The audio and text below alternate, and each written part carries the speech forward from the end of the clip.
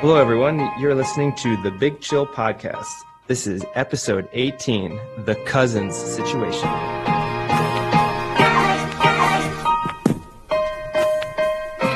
Welcome, everyone, to another fantastic edition of the Big Chill Podcast.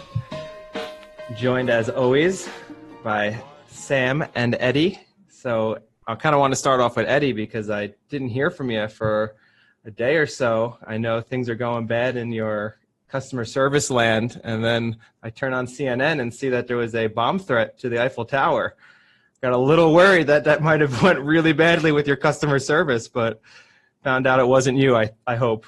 No, well, I don't have the necessary phone and internet service to send in a bomb threat, so that's the main thing holding me back. But also, fortunately, it's not the Eiffel Tower sponsored by Orange, because if that were the case, I would 100% be sending in a bomb threat. I love that the internet is the main thing holding you back, not like the bomb making. No, not the intent or the rage. It's just the capacity to actually communicate the message. Or could it have been that the customer service manager was taking his family on a little trip to the Eiffel Tower and you caught wind of it? Found him. Yeah, I found him. Waited till he got to the top and then just ruined his day. No, you should wait till they're just about to get to the top and then the bomb threat comes in and they have to bring him back down. And then I can just picture him holding two kids, one in each arm, and the kids are just wailing, crying as he's trying to go back down the stairs. Well, I called him today, got on the phone, and I said, I heard you had a slightly disrupted trip to the Eiffel Tower yesterday. What a shame. Would be unfortunate if this kept happening to you. Yeah. And it's even more depressing because then when I looked at my Instagram feed 1 year ago to the day, I was out in Paris having fun, going to bars, staying out late, which is not the norm right now. So that's over. It touched home. It touched home. That's over for all of us now, right? We've got new restrictions coming into force in Paris. So as of Monday, all bars and restaurants will have to close at 10. They won't be selling alcohol in supermarkets after 8. Gyms are going to be closed. So how does limiting how drunk people are? Well, it's the same in the UK. So I think it's from today or tomorrow that their 10 p.m. shuts. I think it's because people make stupider decisions when they're out later and drunker. So that the idea would be get them stop drinking sooner, and maybe they'll make less stupid decisions regarding contact. I feel like that would never happen in London, though, because people would just start drinking earlier. Yeah, people are just going to drink an hour earlier, right? Yeah. The bars and restaurants bit I get. I mean, the restaurants less so. The bars I do get, just because obviously I know of bars here you can go and dance. No one's paying attention to any sort of social distancing or anything. So I get closing those ones down so you don't have that going on. The alcohol one in supermarkets, right, is just the idea that people won't be able to late at night make the decision of having a house party or inviting people over. You can obviously still do that because you can just plan ahead of time and have it, but you can't make any late last minute decisions. What I will say that sucks is the timing. So 10 o'clock here to close a bar for basically all of the football. Almost every match, by football I mean European football. Almost every match midweek or in the evening, when the Champions League comes back, it all finishes at 10:30. So you're going to be, if you do decide to go to a bar to watch a Champions League match, you're going to get kicked out at halftime.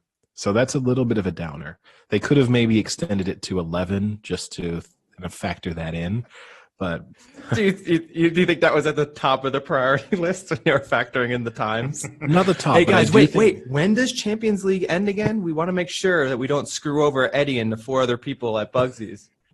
Well, no, but the idea of not shutting the bars and restaurants down, right, was to still allow them to make money.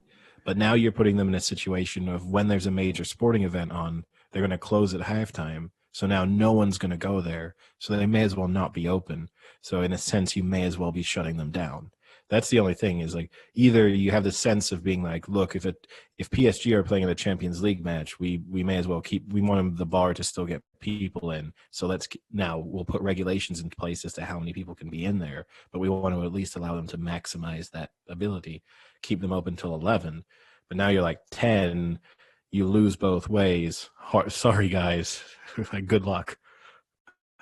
I mean, Eddie, I just fear for your safety. You're not going to have internet. You're going to be able to drink less. You can't watch as many sports because of the bars kicking you out. Do we need to keep an eye on you? Oh, no, I'm just going to come out like a totally different man. I'll be unrecognizable. Are we sure it wasn't you that called in that bomb threat? No, it'll be the opposite. Like just passing the time.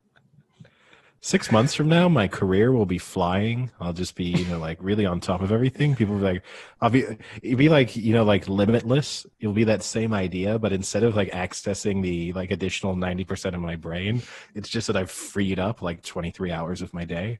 So it's just going to be amazing. It's definitely, there's truth to it. When I first moved to Toronto, I was by myself.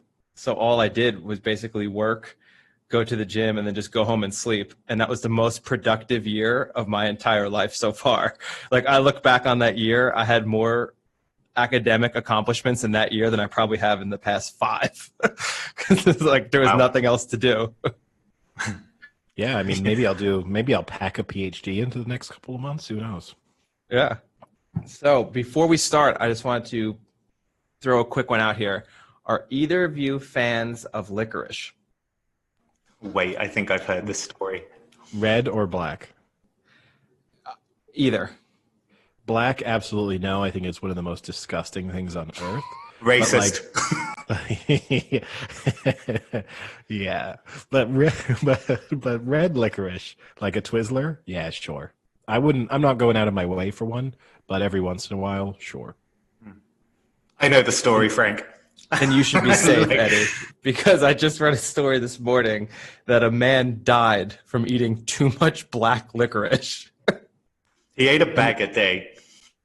He was eating like a bag a day for several weeks straight, and apparently there's some sort of compound in it that puts you really low in potassium, and it can cause like irregular heartbeats and things like that. And then he died of a heart condition that was related to the irregular heartbeats from eating too much black licorice. What a way to go. What a way, eating one of the grossest candies on the planet. So you should be fine. You're okay. Red licorice, that'll just cause diabetes. That's a slow death. Well, I mean, also, okay. I mean, you actually don't see red licorice sold here anyway. Like, it's kind of a purely American thing almost. So whenever I see licorice here, it's exclusively black. Yeah, in the States, there's always that big debate of whether it's Twizzlers or Red Vines. That's like a very, very regional debate in the United States. It's quite annoying. But where are you leaning on just, that, then? I'm just used to Twizzlers. I think Twizzlers are better. But it's one of those things where people take it way more seriously than they should. Where like I'm like, hey, do you want a Twizzler? A Twizzler? Are you kidding me? Oh, we only eat Red Vines in this house. Who are you talking relax. to? It's a fucking candy. who are you talking to with that voice? Mr. An older man. Mr. Vine. He just gets really red in the face when you offer a Twizzler. That's why they came up with Red Vines. Smacking you in the face with his Twizzler. Oh, I bet you'd like that one. So let's get to our picks from last week. How did we do? I did not look at all. Ooh, so I'm interested to see how each of us did. You know what? Let's start with Frank. I got some bad news for you, Frank. Yeah, I know it wasn't a good week. Week 1 wasn't good for you, and week 2 got worse. Now, I will say this. We all did pretty well in terms of money line, just picking the winner. So the best of the week there was Sam. He was 14-2. I was 13-3, and you were 11-5. So overall there. I don't understand how this is happening because once again, in my confidence pool, I only had 3 wrong in my confidence pool. So what am I doing that I can't physically put in the same picks? I don't know. But luckily, that's we can tell you. Yeah, that might be some warning signs there for something else. But Now, against the spread, Sam continued his tear. He is on a 2-week tear so far on his NFL picks. He went 11-5 for the second week in a row against the spread. That's amazing. Yeah. So he was 10-5. And that's not the squid. That's just Sam. No, this is just regular Sam. San squid. San squid. So wait, Sam without squid or Sam the squid? Sam without squid. Sam without squid. Okay. So Sam's improved to 21-10-1 overall for the season. So I mean, if he keeps that up for 17 weeks, he could be on ESPN. He could own ESPN. Now, for the spreads, the story of the spread was a little bit sadder for both of us. I had an absolute nightmare week. I went 5-11 against the spread. So my overall situation has dropped to 15-16 and 1. Not great. You had a slightly better week in that you went 7-9 against the spread, but you're 14-17 and 1 against the spread. So we have two people marginally under 50%, and we have one guy absolutely flying. And so all I can say is, what are the trends that you've uncovered? Well, basically that neither of us are very good at picking against the spread. I thought you were going to say you were really bad at picking NFC South teams or something like that. It's too early to. Yeah. I mean, Sam and I were talking off the pod about the fact that the interesting thing about this is maybe after 5 or 6 weeks we're going to really be able to see that one of us favors home teams or one of us hates picking teams that are favored by more than 7 points or whatever. 2 weeks into it, it's a little too early to draw any of those conclusions. Wow, we're going to dig that deep into the analytics? Should we call Bill Barnwell up? Should we call Bill Barnwell up to analyze our picks using analytics? So not only is he analyzing the games of who he's going to pick, he will then take our picks based off of what we think and analyze those. Yeah, that sounds good. He'd love it. See if we can. He'd love that. See if we can if we give him a cheeseburger, he'll do it. But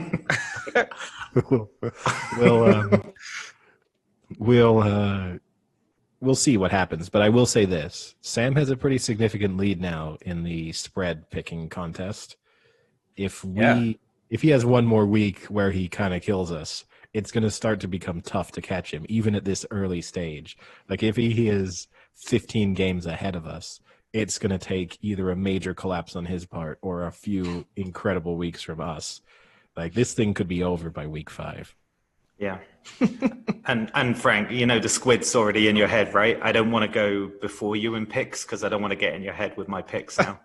Well, now I'm only worried of the squid. Get smart now. He's going to go after us and he's just going to copy our picks just to maintain the gap. No, I am not a fan of maintaining gaps. Either I go for gold or I trip over my feet and don't even make it to the finish line. Well, so far we've seen which one you're trending towards. No, I'm just got off to a slow start. I'm sitting back. Slow start is in Sam's already at the 20-yard line and you've yet to get out of the blocks. Listen, is Sam going to be that horse that takes the 20-length lead and holds it out like Serpentine at the Derby? Or is he going to be one of Aidan O'Brien's 8 horses that goes off to the start and barely finishes and is dead a year later? Wow. We don't. Well, he could be a little bit of both, right? He could hold on to the lead and be dead a year later. Yeah. Fingers crossed. He's already died once. We got to bring him back. Yeah. So let's do week 3 then. I'll tell you what, this is, for me, by far the best week so far of football, both in terms of, I mean, I guess not in a fun way, but in being a very challenging week to pick, especially against the spread, but also just some of the games in general are some really good games. Obviously showcased by the Monday night Mahomes versus Lamar Jackson game, which is going to be awesome. You mean tonight's game rather than Monday's game? It's off to. Oh yeah. Sorry. Yeah.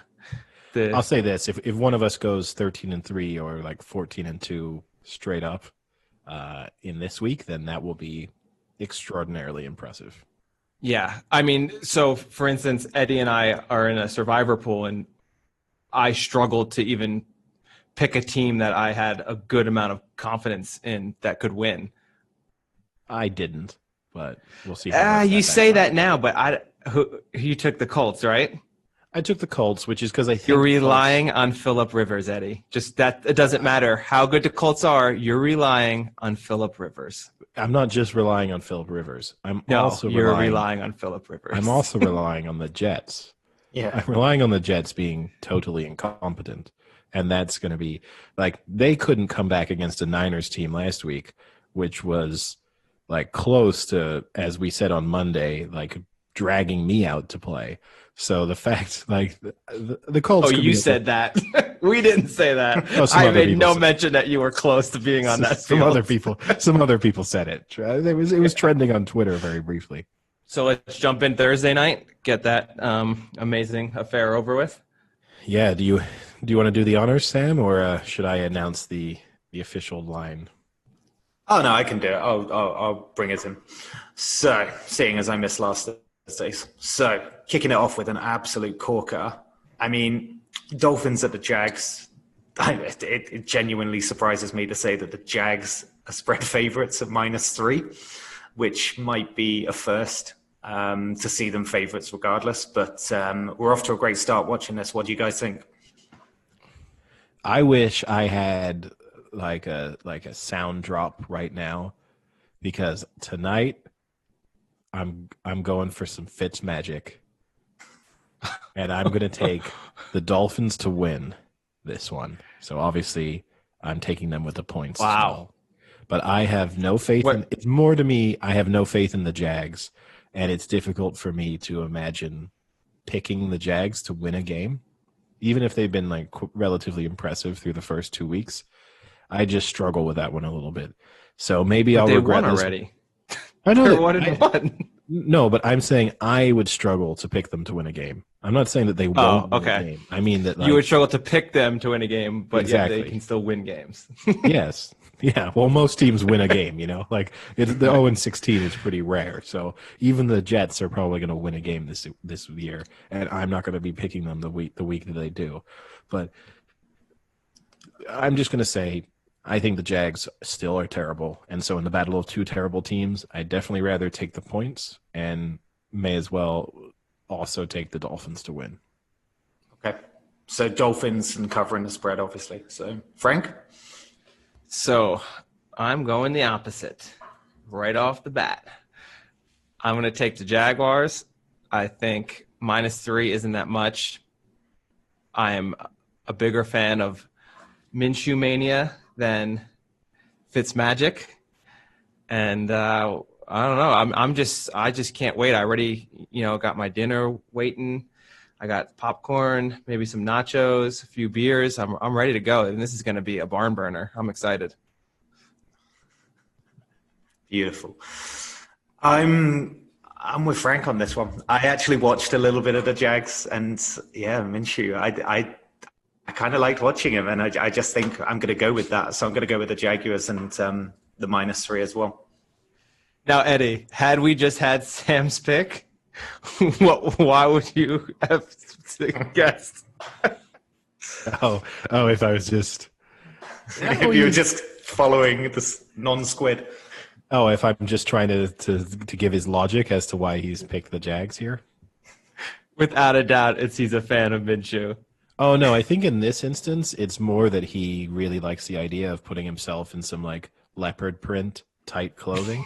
And so he doesn't really care that much about the outcome of the game, but he could really get on board in being like a male cheerleader for the Jags. My picks win you money. Do you ultimately care what I'm wearing? Anytime he can put on a leopard print, Sam is in. Yeah, never says no. I'm not disagreeing. So on that logic, I'll just move on. Bears at the Falcons. And we have the Falcons 3-point favorites. Yeah, I'll start off on this one. I am not sold on the Bears. Any team that probably should have lost to the Giants is not a team I have confidence in. And if you take 30 seconds away from that Cowboys game, the Falcons were up and should have won that game, had them dead to rights. So I mean, look, they played pretty good against the Cowboys, so I have a feeling that they can take care of, even though the Bears are 2-0, which is pretty surprising. I think the Falcons can win this pretty easily, actually. I think they might win by double digits. Yeah, I like the Falcons a lot in this one. I'm trying not to read too heavily into the Falcons-Cowboys game, either one way or the other, because obviously I think the Cowboys turned the ball over 4 times in the first quarter, or like just a little bit over the first quarter. So they're probably not going to get that many great field positions again. But still, I think, coming into the season, I know that we liked them quite a lot. And I'm just trying to ignore more how terrible their secondary looked in week 1. I'm going to assume that the Bears are going to score, a few touchdowns in this, just because it doesn't look like the Falcons can easily stop anyone. So they've let up 78 points so far in 2 weeks. Yeah. So, I'm going to have to assume at least 20 coming out of this one, right? But their offense looks really good. So, I'm going to take the Falcons and assume they win. I'm going to imagine they win, I think, by 7 to 10 points, but it's going to be high scoring. I would definitely – it's tough to say. I would definitely take the over because the Bears kind of struggle to move the ball at times. So even against the Falcons, they might find it hard. But, yeah, I like the Falcons a lot. The over's 47.5. I would take the over. That seems low. All right. I'm going against you. Both. So I think the thing with the Bears is they're not pretty, but they seem to be putting lipstick on that pig. They just seem to keep winning. And I am not a huge fan of teams that go through what the Falcons did. I think they come a little bit shell-shocked. Maybe they come back with a purpose. Maybe they do exactly what you guys are saying. But I think, that can kind of change a team. So I'm going to go the Bears to win. And obviously covering the spread as well. What a surprise. Sam cannot turn down an opportunity with a bear. I'm pretty sure you would find in most teams a homosexual reference if you really tried hard enough. Oh, trust me, I've already done it and I didn't have to try very hard. All right, we're going to have to keep going then. I think Rams and Bills might be quite an easy one. So let's just wait for that one. Next game. Oh, the next one might be the easiest of all. Please tell me, who do you like in the... Oh, no, we don't have that one next. No, we don't have it yet. It's the Bengals at the Eagles. And the Eagles are 4.5-point favorites. Why don't you lead us off, Sam? Let us know who you like. So I've actually liked Burrows. I've actually gone with the Bengals both weeks. So I went for them. Granted, they lost against the Browns, but I got them to cover the spread. I just think Wentz is terrible, and I think the Eagles look absolutely atrocious. And I think that's a team that looks atrocious versus a team that are pretty bad, but at least they have like a really good rookie quarterback that I think is actually having a pretty good start. So I'm going to go for that to be the difference. So I'm going to go with the Bengals, and 4.5 is quite an awkward spread for a close game, because if it's 5 or above, it starts looking like a comfortable win. It's kind of that difference between what should be a tight game. So the 4.5 makes me struggle, but I'm probably going to say that they win, but they don't cover it. So I'm going to go with the Bengals, but I'm going to say that they don't cover the spread. Wait, the Bengals are getting 4.5. The Bengals are getting 4.5. Sorry. Yeah, I read that. Yeah, okay, you can scrap that. You can scrap my terrible logic. So, no, the Eagles are getting... The Eagles are 4.5-point favorites. Okay, I'm reading my own right. I'm wrong. So in that instance, if you think the Bengals are going to win, you've got the Bengals. No, exactly. See, I saw it this morning at +6, so +4.5 changes things a little bit. Lines have been crazy today. Yeah. I've been watching them from this morning, afternoon, evening, and some of them have moved by 2.5 points. Yeah, we should, as we said in last week, right? We are using Bet365's lines at the time of recording. That's what we're using as our resource each week. So obviously lines may vary slightly from one bookmaker to another. And obviously and then Bet365, when you hear this, make sure you call us up for a sponsor. Yeah, and also as we saw last week, right, we can see a line shift pretty dramatically between when we record and when the games actually go off. Like last week when we picked the Rams game, they were favorites at the time that we made our picks on the Thursday night. And by the time the game actually kicked off, they were 1 to 2 point underdogs, depending where you were looking. Exactly. So I'll change what I'm saying basically is that I think the Bengals will win and they'll cover the spread because of it, but I think it will be a really close game. But obviously, because I'm going Bengals, I'll take the spread, obviously. So. See, now for me, this is a really tough one because the Eagles in the NFC East still have every chance to make the playoffs, even at 0-2, just because that NFC East is so weak. But eventually they need to start getting wins. And I can't imagine that they're going to get a better opportunity to get a win than against another 0-2 Bengals team. And, you know, the Bengals aren't playing as bad as I thought they would. And Burrow does look pretty good. I think he threw for over 300, had a few TDs last week, you know, against a decent team in the Browns. So they're playing pretty well, but I just have to think that this is the Eagles have realized that this is their chance. If they lose this game, even like I said, that NFC East is weak. I don't think going in 0-3 and losing to teams that aren't even that great when you look at it, that they've played in the Redskins and the Bengals, they're going to be shit out of luck. So this is a must-win for them. I'll pick the Eagles to win. The tough part comes with the spread, where last week we saw Eddie and I pick the Browns to cover against the Bengals, and the Bengals kind of came back and made a game of it. 4.5 isn't that much. I'll stick with the Eagles to cover. Okay. I don't actually think this is a tough one. I think the Bengals are bad. I think Joe Burrow is looking pretty good, and I think it's kind of almost fooling people into thinking that the Bengals are decent. But I think they're still terrible, and they're only going to end up winning 3 or 4 games this year, and at most. And this isn't going to be one of them. So I think picking the Eagles to win is pretty straightforward for me. 4.5 points is kind of it is at a slightly tricky limit, but based on my confidence of the Eagles winning, I'd be foolish, I think, to then think that I expect it to be a really close game. So yeah, I'm taking the Eagles to cover the spread as well. Okay. And Eddie, you're really good at talking up a game, huh? So we've sorry, you're really good at creating excitement for a game. So far, it's not my fault. We're like running the gauntlet of bad teams. Eddie, you and I have gone against each other on every game so far. I know. I'm closing this gap in one. Both money line and spread. Okay, I'm starting to see what's happening. All right, Eddie, you're up. Texans at the Steelers, and the Steelers are 4-point favorites. This is a really tough one for me. Like, I think the Steelers are good.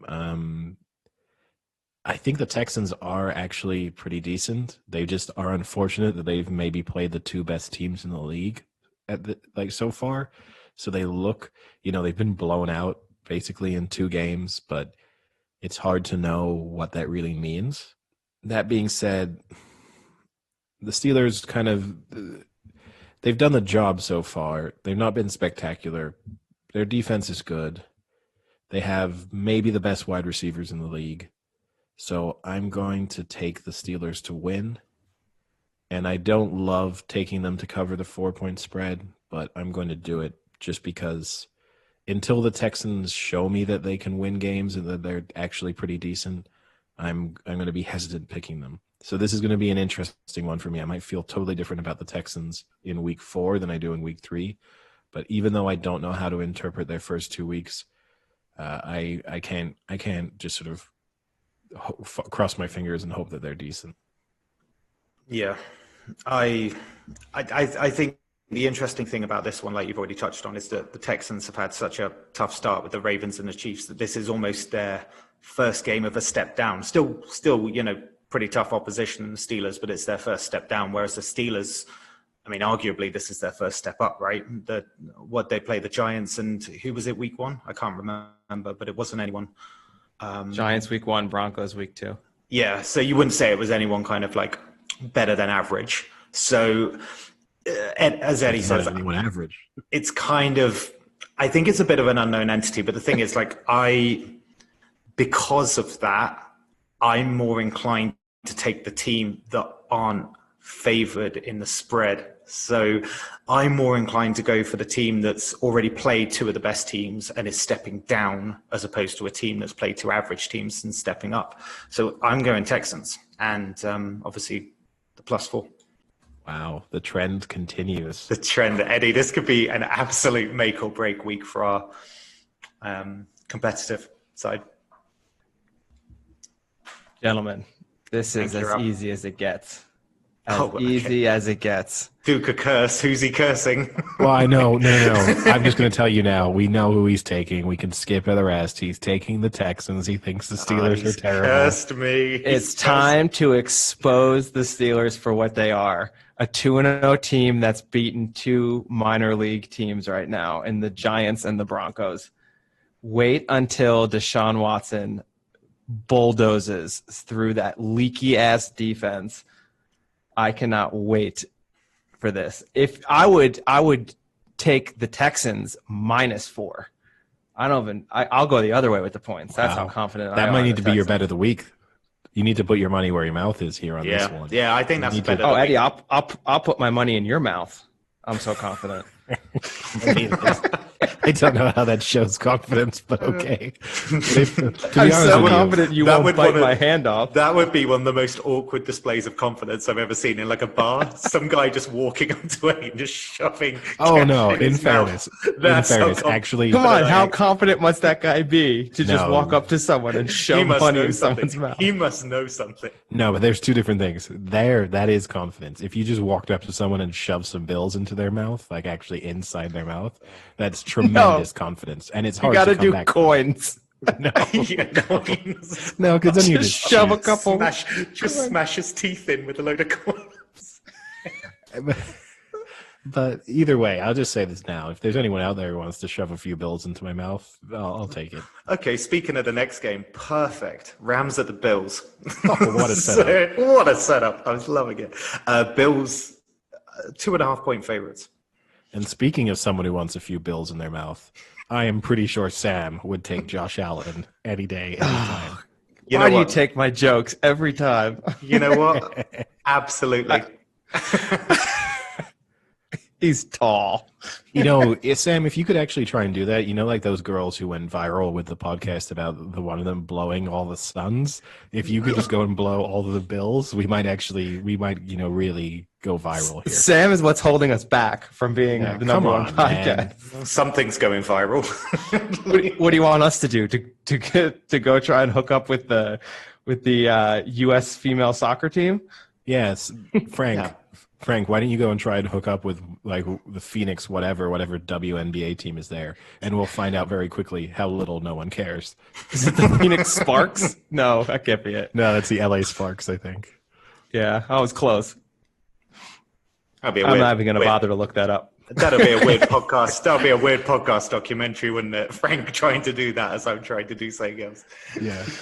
Now, this is going to be an interesting one for me. I've liked the Rams. I've picked the Rams and the Bills so far in every game. So I'm doing it here too. So this is a tough one for me because I've liked both of them so far. Obviously, I was pretty bold in my predictions for the Bills preseason. I've liked the Rams in week 1 and week 2 so far.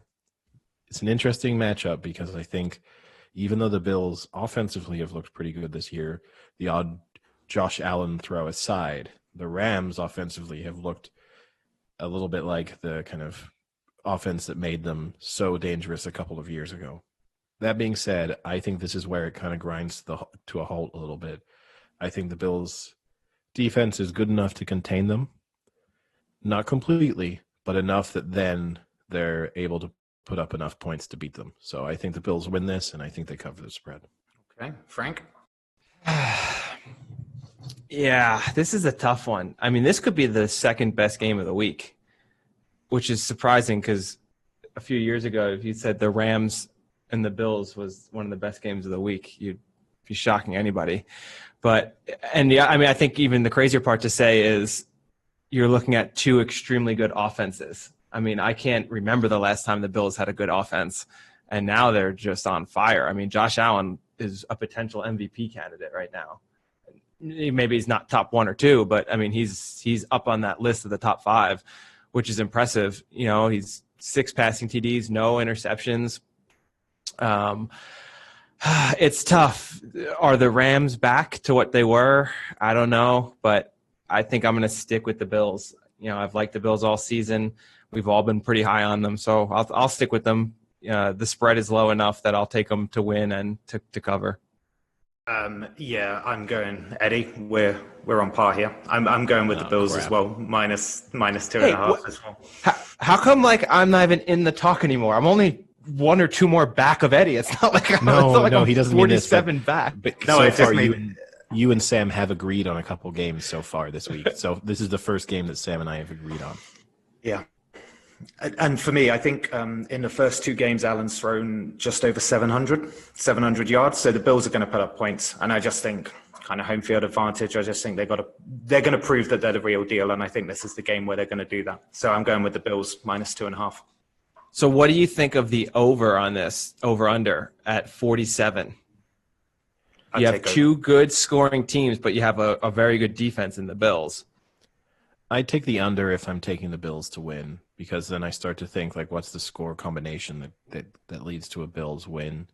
And it's probably going to be something like 24-17, around that mark, 24-20. So the 47, that's a good number for the over-under, but I would lean more towards the under. Actually, a pretty good stat.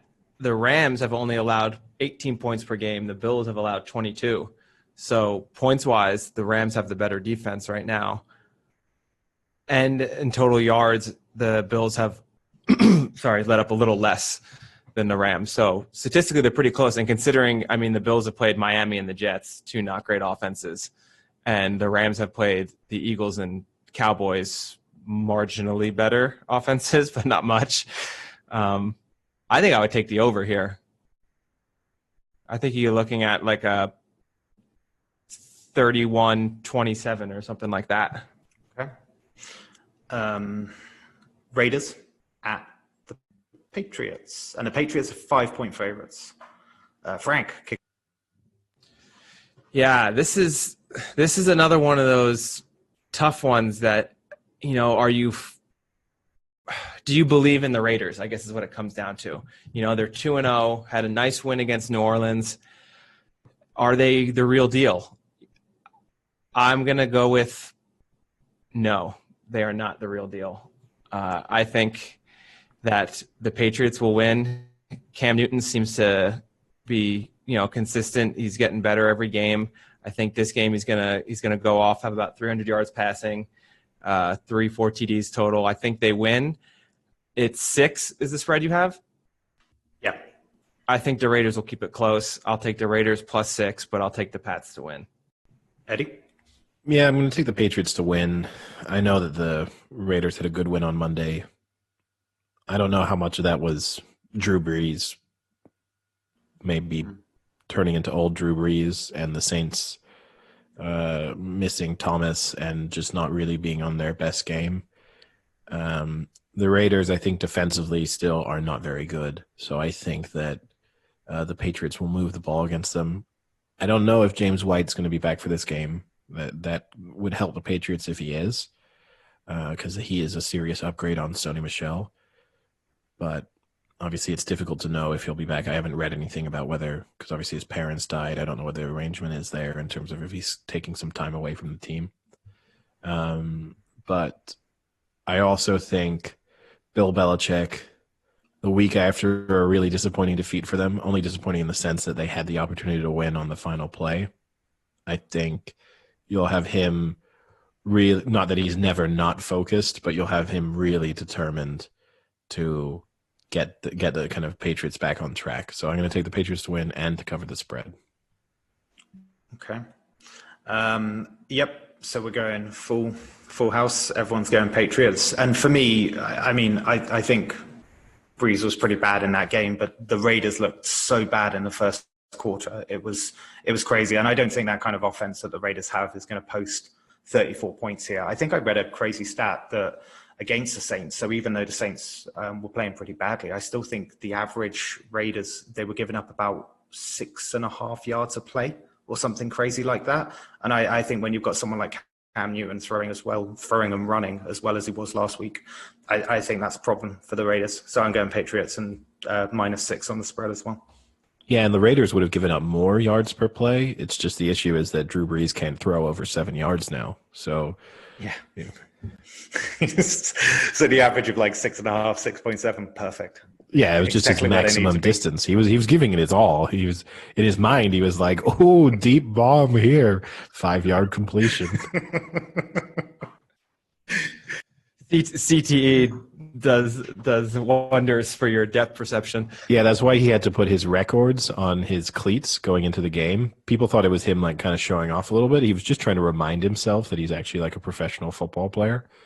You know, everywhere, like in between plays, he was just looking down. He was like, "Oh, I'm Drew Brees. I'm quarterback for the Saints. I was good." Wow. And that character assassination of Drew Brees aside, we got to go to Eddie for the next one. So we'll do 49ers at the Giants. The 49ers are 3.5-point favorites. What do you think of those injuries? Is 3.5 points fair to? What about that line, Eddie? I think it's a pretty fair spread. It's tough to judge. The Niners' defensive line has been destroyed. That's the real issue. The other injuries, I think, they can mostly cover up for with what they have. That being said, I think Barkley being out for the Giants is obviously a big miss. And I also think from the Niners' perspective, at least, that's removed a major weapon that they don't have to worry about. So that changes the way they're going to approach the game defensively. Eddie, I mean, I'm as big a Saquon fan as there is. But how much of a threat is it when after 2 weeks your leading rusher is Daniel Jones? And that leading rushing amount is 43 yards. Oh, so no, how effective is Saquon Barkley really right now? Well, right now he's not effective at all. He can't even walk. But hey, listen. He had -7 yards week 1, so if anything, he's doing better than what he did in week 1. But you still know, like, you will game plan for Saquon going into there, and any moment he's in the backfield as a defense, you would be alert to the fact that you have one of the top 5 running backs in the game back there. And now you'll be thinking, okay, the Giants' running game, even if it was already, shall we say, frail, even if it was already looking a little frail. I picture them with the double walker. Yeah, well, Saquon's trying to do the double walker with the tennis balls on it. He's trying to slide on the turf. Well, you know that they. But he's having trouble because the turf is sticky, according to the Niners. Yeah, well, you know that they like taping tennis balls to things, so that makes perfect sense. Yep. If you tape tennis balls to the bottom of your walker, you don't get holding calls against you. So, wow, Eddie found a loophole in the NFL regulations there. Yeah, exactly. And so I still think it's a everyone can talk negatively about Saquon and how he wasn't running the ball effective, like carrying the ball effectively, and he also is bad in blocking, but I still think the Giants will miss him. For me, I've watched both Giants games painstakingly, and this is not a difficult pick. The Niners, I mean, Eddie's worried that they don't have a defensive line. It's okay because the Giants don't have an offensive line even when they're healthy. I mean, case in point, Saquon Barkley has under 40 yards in 2 games, and he's one of the best backs in the league. You know, he had -7 the week 1. They can't block for the run at all.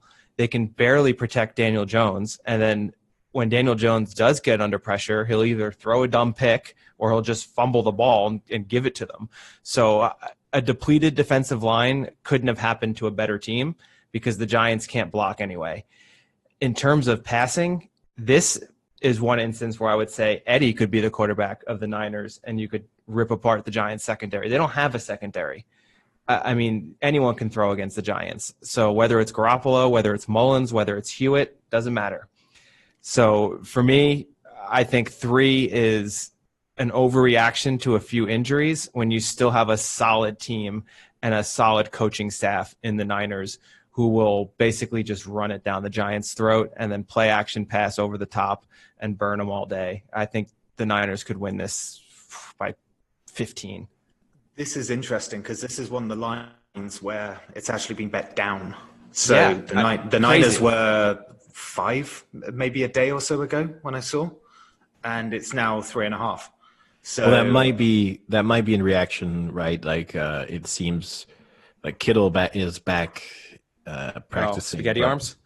But it seems likely that he sits this week out based on the noises coming out of the Niners camp. So it's probably a reaction to news like that, where the injury problems from the Niners' perspective aren't getting any better, at least not in time for this game. So that's my guess as to why that move is happening. But yeah. I mean, I'm all on board the Mullins train. Like, he impressed when he got his few starts a couple seasons ago. I see no reason. I definitely don't see Mullins as a downgrade on Jimmy G. So I'm not concerned about who the quarterback is.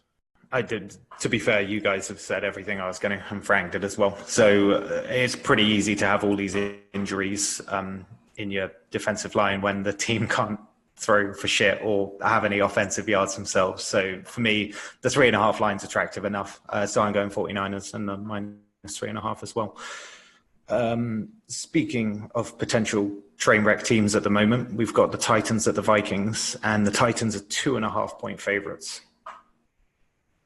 I'm just going to say right now, fool me once, shame on you. Fool me twice, shame on me. I'm picking the Vikings again. Vikings. 3 weeks in a row. Just the 3 weeks in a row. Just inject Kirk Cousins straight into my veins. Oh my God. Okay. You like that? Yeah. I like that. You dirty bitch. All right. And that's it, yeah? Just inject. That's your preview of the Vikings Titans. I just think that Kirk Cousins into my veins. That's their game plan.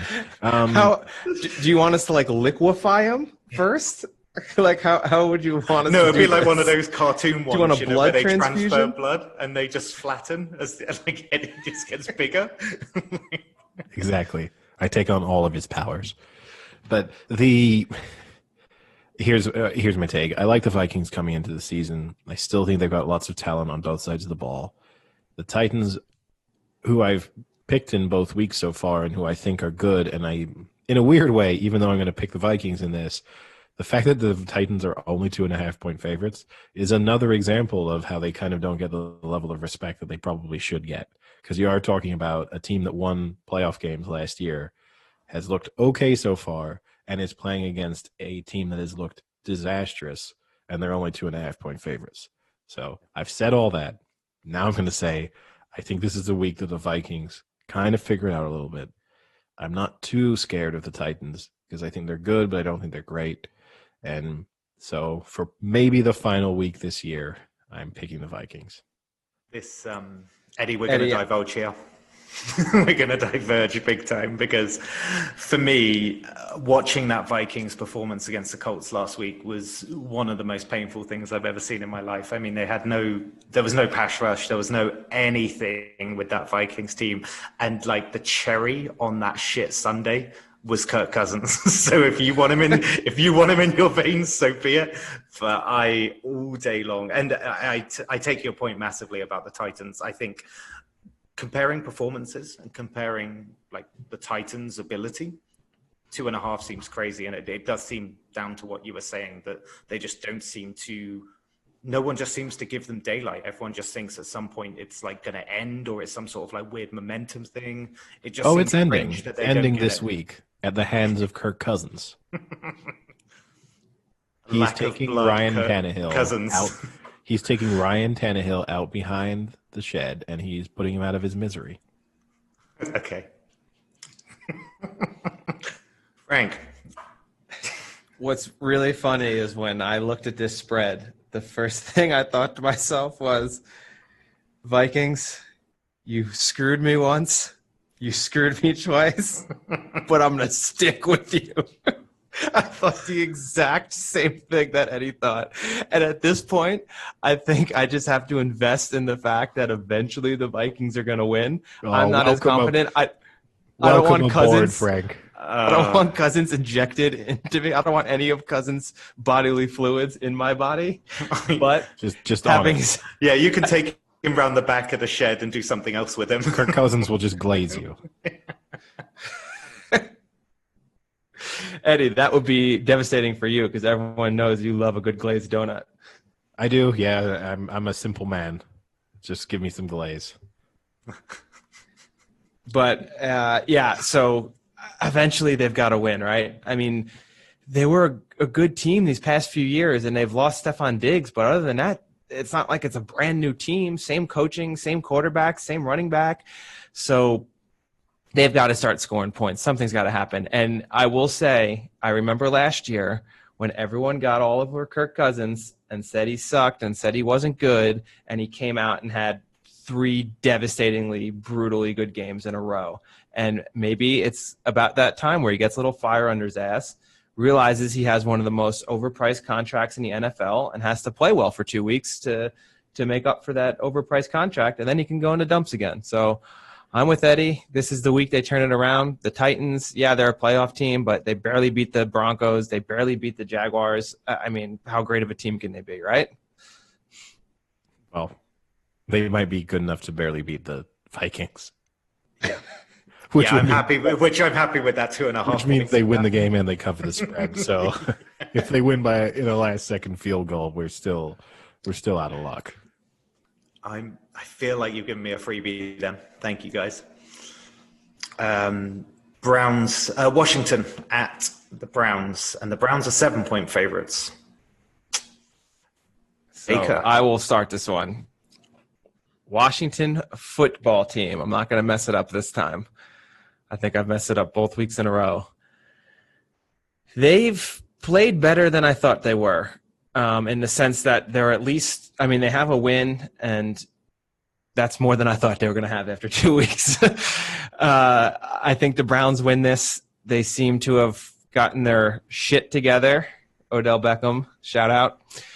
I think they will win. They're much more talented. But if they let Cincinnati back into that game, I wouldn't be surprised if they let Washington back into this game. The thing that scares me is the Washington football team. That defensive line has looked pretty good these first 2 weeks. And if we know one thing about Baker Mayfield is he gets very nervous when that line starts coming at him. So I wouldn't be surprised if he throws a stupid pick or makes a dumb fumble to cough up some points. So I think they'll keep it close, but I got Browns to win, Redskins to cover. Oh, shit. God damn it. Amazing. Oh, my word. So happy. I am so happy. I had almost lined up a couple of things to be like, how can I aggravate enough to say it? You racist asshole. Washington to cover. What a racist. How did I do it? Oh. Well, I'll try and recover here for us. I thought the Browns looked really good against the Bengals in the sense that I think the Bengals are bad, but I thought they looked like they had their mojo back. And as we spoke, like I thought Mayfield, like his body language and his energy was really good. And they didn't even actually, the fact that he also spread the ball around, so he didn't overly rely on OBJ. I think I'd be surprised. I'm expecting them to win this game. The 7 points, it's a lot to have this Browns team favored by 7 against anyone. Yeah. I'm still going to take the Browns to cover the spread just because I think Washington they're not great. And I'm just going to, this seems to be that moment to me when the Browns are going to get a little bit, people are going to start to, the hype train is going to come back a little bit because they're going to win this game again, maybe by kind of double digits.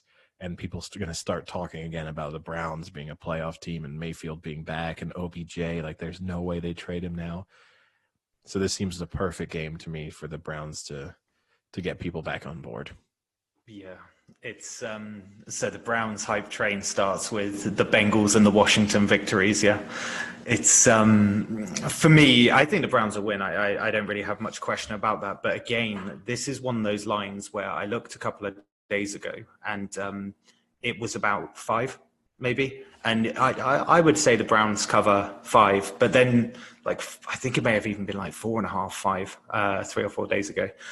But 7, I start to worry because of the way the Bengals came into that game at the end and made it a 5-point game when I agree with you. In reality, it shouldn't have been. And I kind of worry that might be a thing for the Browns. So I'm going to say that they cover the 7. So I'm going to say the Browns win, but Washington cover. So, yeah. So we're all going Browns.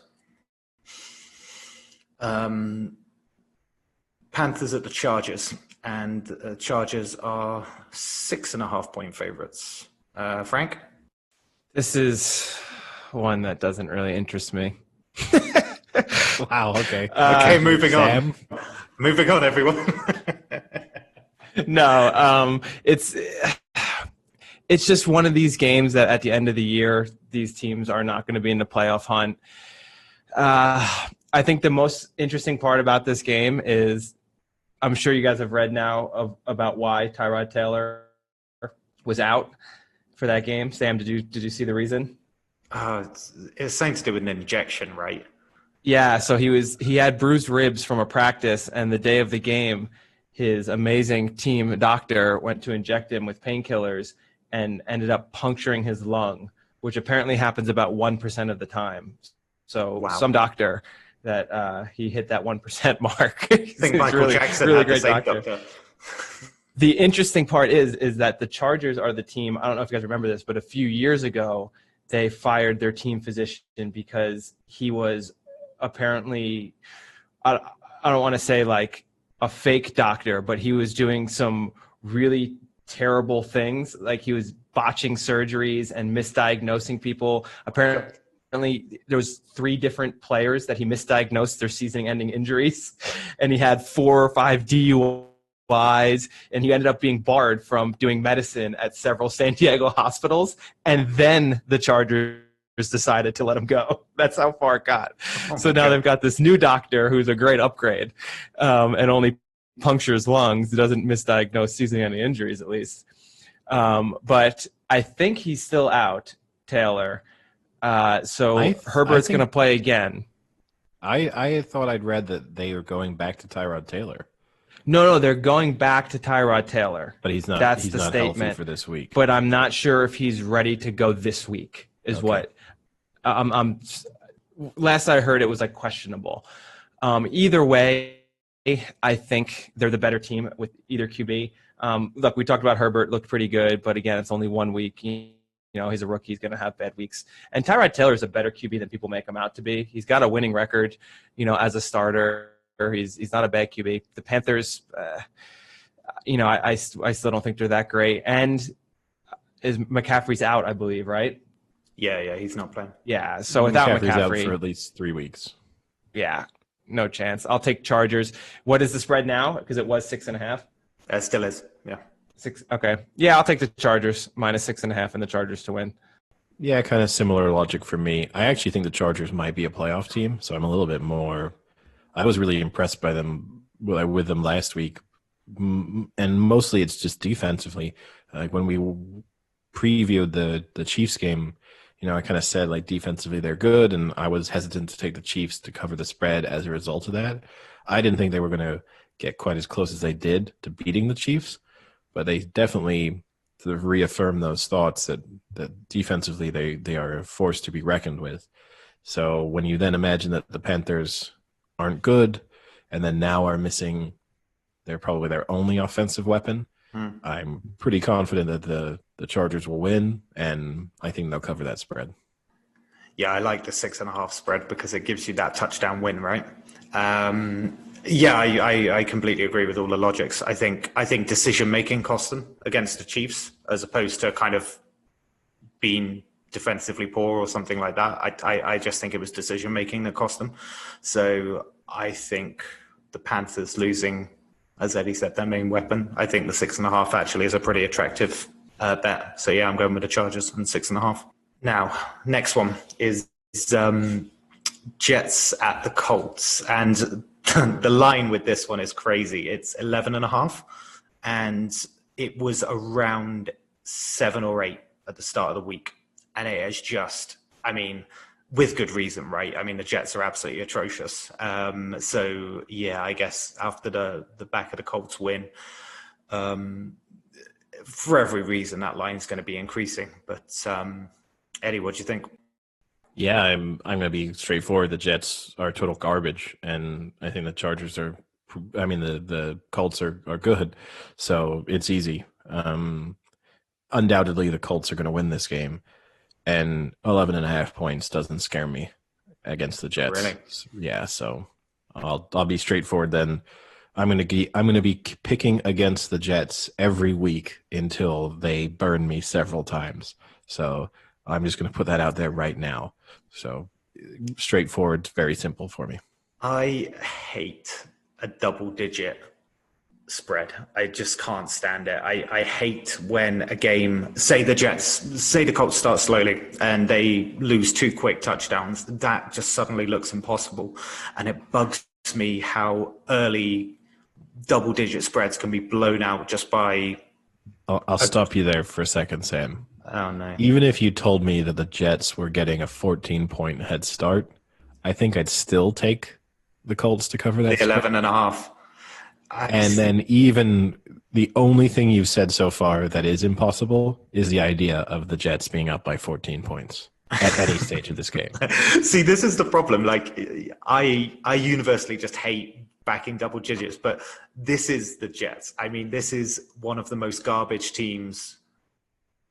And it probably is the most garbage team. And if Rivers and the Colts play the way they did last week, 11.5 shouldn't be a problem. So I'm going to go against my own logic here, and I'm saying they cover the 11.5. I honestly wouldn't be surprised if that goes off at maybe 12.5 because it's moved by 4.5 points so far. So I think you would take 11.5 if it gets anywhere near 14. I don't know. Maybe I'd still take that. When would you? Okay, there's a question for you. When would you stop taking the Colts spreads? 17.5, 18 points. Until then, I would, and that would only make me. That's not stop. That's when I start thinking. Yeah. All right. The only hope the Jets have is if Sam Darnold can give the entire Colts team mono between now and kickoff. Which is really tough in the COVID era. He might be able to make out with that first guy, but then having to make out with the 3-4 guys down the row is going to be difficult during COVID. I mean, I'll watch. Might stop him. Frank, What about you? You're going Colts, but are you taking Same. the spread? Yeah. You know what? At first I was thinking of taking the Jets with the points, but then you guys talked me into the fact that the Jets are fucking terrible. I am confident in saying they're the worst team in New York, and that's really saying something. So I'll take the Colts, and I'll take the Colts with the points. And when would you stop with the Colts? Like, what would make you think? 20. I'm trying to think of like the biggest point spread I've seen in NFL, and I'm pretty sure once about 3 or 4 years ago, it's like Green Bay were like minus like 20 or something like that, or like minus 19.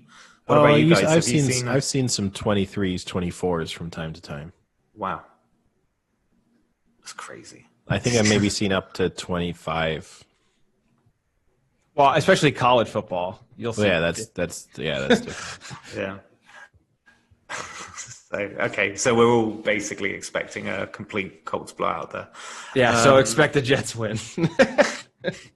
If that would be, we might as well just give up the podcast, right? If that happens, based on what we've just said. Well, hold on. I would need some more context. If that's the only one I get wrong and the Jets win, I'm not like, no. Wow, I must retire.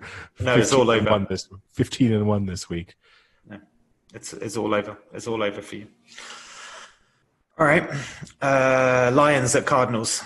This is an exciting one. Frank. I want Frank to go first. Because Come on, Frank. This is Lions. So they've got team. They've got Cardinals have got 5.5 points. Go. Cardinals minus 5.5. Yeah.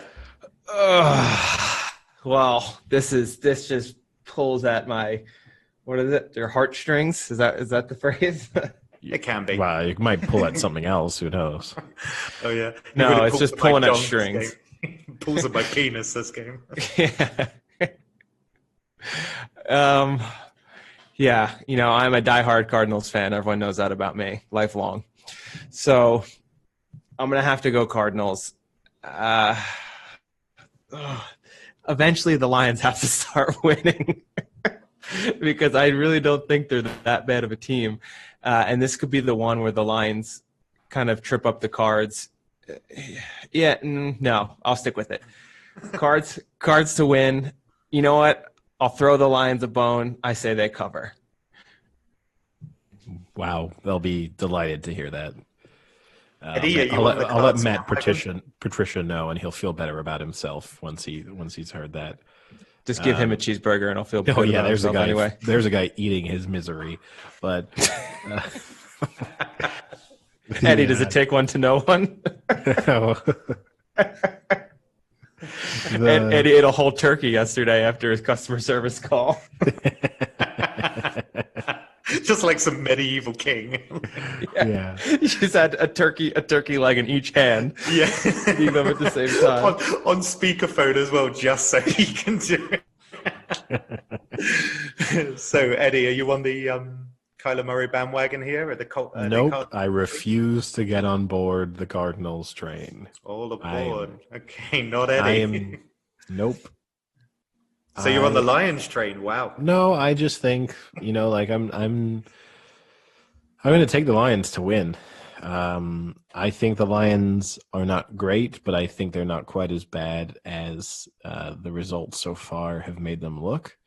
I think that the Cardinals are good, but not as good as the results so far have made them look. And I'm going to assume that I'm going to see the same Cardinals I watched in the first half of the Niners game, and I think the Lions will win. I don't actually have that much to say about this one, except I like what I see from the Cardinals, and I don't like what I see from the Lions. I do think they got blown out a bit by the Packers last week, and there's something to be said about Stafford keeping games closer than they probably should be as well. But so for that reason, I'm going with Cardinals, and I think they'll cover the spread at 5.5.